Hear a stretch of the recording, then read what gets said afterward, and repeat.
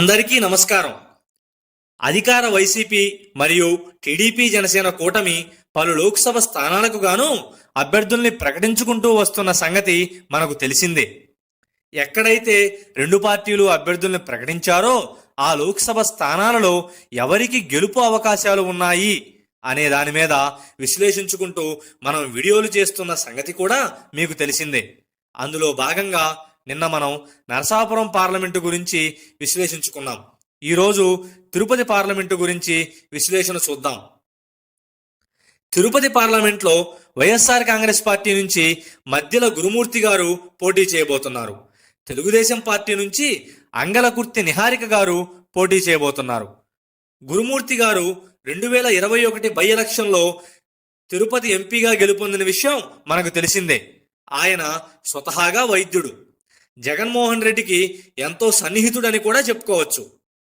ఇక అంగలకుర్తి నిహారిక గారు రాజకీయాలకి పూర్తిగా కొత్త ముఖమనే చెప్పుకోవచ్చు. ఈమె నేపథ్యం ఏంటంటే వీళ్ళ తల్లిగారు మాజీ ఐఆర్ఎస్ ప్రభుత్వ ప్రధాన కార్యదర్శి అయిన రత్నప్రభ గారి కుమార్తె. వీళ్ళ తండ్రి గారు కూడా ఐఏఎస్ అధికారే. ఆయన పేరు విద్యాసాగర్ రావు. వీరి తల్లిదండ్రులు ఇద్దరు ఐఏఎస్ అధికారులైన వీళ్ళది విద్యాధిక కుటుంబం అనే చెప్పుకోవచ్చు.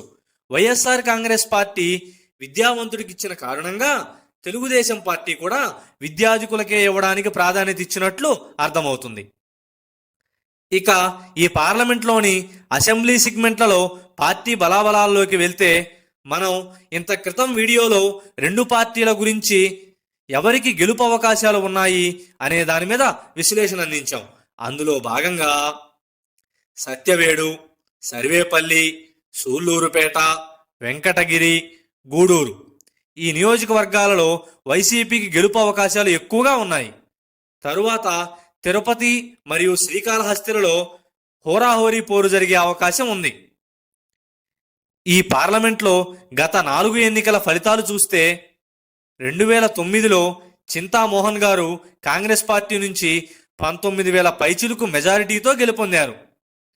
2014లో వెలగపల్లి వరప్రసాద్ గారు వైఎస్ఆర్ కాంగ్రెస్ పార్టీ నుంచి 37,000 ఓట్ల పైచిలుకు మెజారిటీతో గెలుపొందారు. తరువాత 2019లో బల్లి దుర్గాప్రసాద్ గారు వైఎస్ఆర్ కాంగ్రెస్ పార్టీ నుంచి 2,28,000 ఓట్ల పైచిలుకు మెజారిటీతో గెలుపొందారు. ఇక 2021 బై ఎలక్షన్ రిజల్ట్ మనకు తెలిసిందే.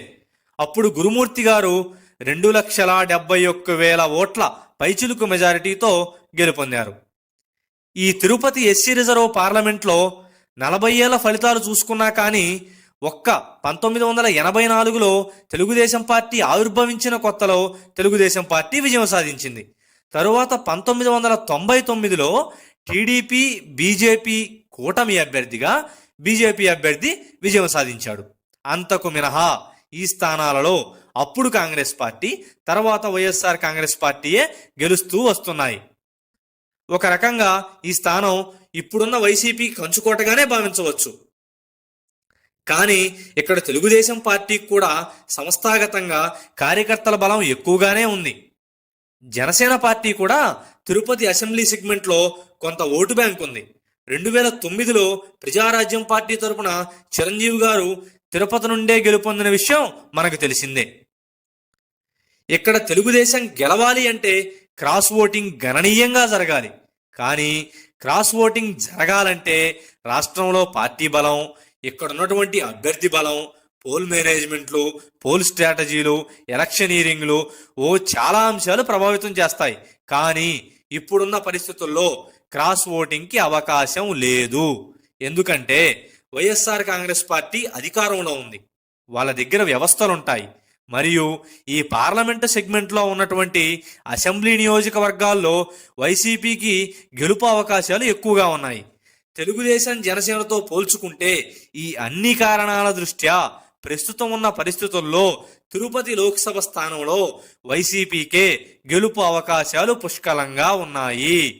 సుమారు 1,00,000 పైచిలుకు ఓట్ల మెజారిటీతో వైసీపీ అభ్యర్థిగా గురుమూర్తి గారు విజయం సాధించే అవకాశాలు ఎక్కువగా ఉన్నాయి.